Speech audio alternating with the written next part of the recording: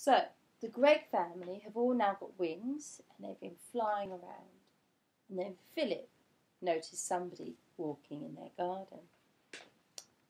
They all looked down, and there below them, in their own garden, they saw 4 enormous wild ducks. The ducks were as big as men, and what is more, they had great long arms like men instead of wings.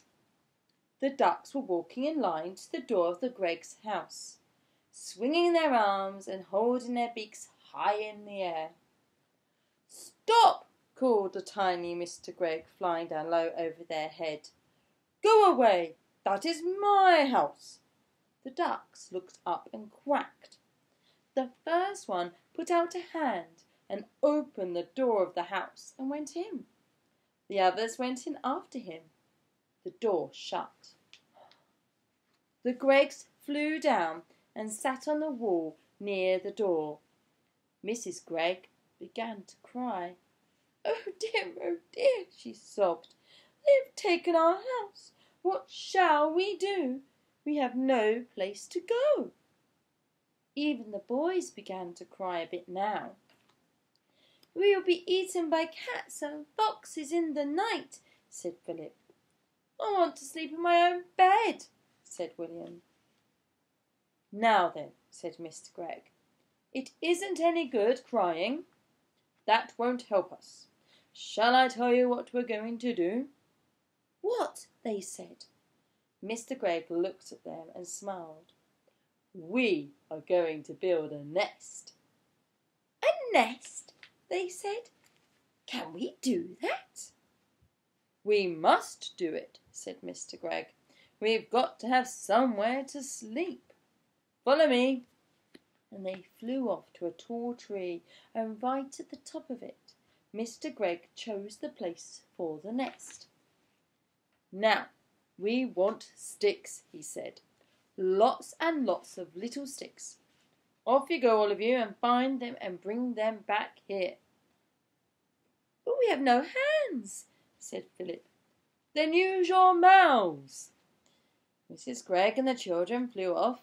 Soon they were back, carrying sticks in their mouths. Mr. Gregg took the sticks and started to build the nest. "More," he said. "I want more and more and more sticks. Keep going." The nest began to grow. Mr. Gregg was very good at making the sticks stick together. After a while he said, "That's enough sticks. Now I want leaves and feathers and things like that to make the inside nice and soft." The building of the nest went on and on. It took a long time. But at last it was finished. "Try it," said Mr. Gregg, hopping back. He was very pleased with his work. "Oh, isn't it lovely?" cried Mrs. Gregg, going into it and settling down. "I feel I might lay an egg any moment." The others all got in beside her. "How warm it is!" said William. "And what fun to be living so high up!" said Philip. "We may be small, but nobody can hurt us up here." "But what about food?" said Mrs. Gregg. "We haven't had a thing to eat all day." "That's right," Mr. Gregg said. "So now we'll fly back to the house and go in by an open window and get a tin of biscuits when the ducks aren't looking." "Oh, we'll be perked to bits by those dirty great ducks," cried Mrs. Gregg. "We shall be very careful, my love," said Mr. Gregg, and off they went. But when they got to the house, they found all the windows and doors locked.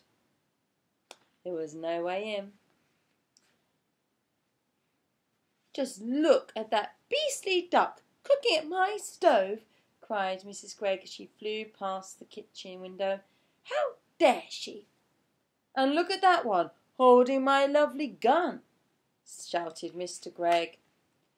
"One of them is lying on my bed," yelled William, looking into the top window. "And one of them is playing with my electric train," cried Philip. Oh dear," said Mrs. Gregg. They have taken over the whole house. We shall never get it back. And what are we going to eat?" "I will not eat worms," said Philip. "I would rather die." "Or slugs," said William. Mrs. Gregg took the two boys under her wings and hugged them. "Don't worry," she said. "I can mince it up all very fine, and you won't even know the difference.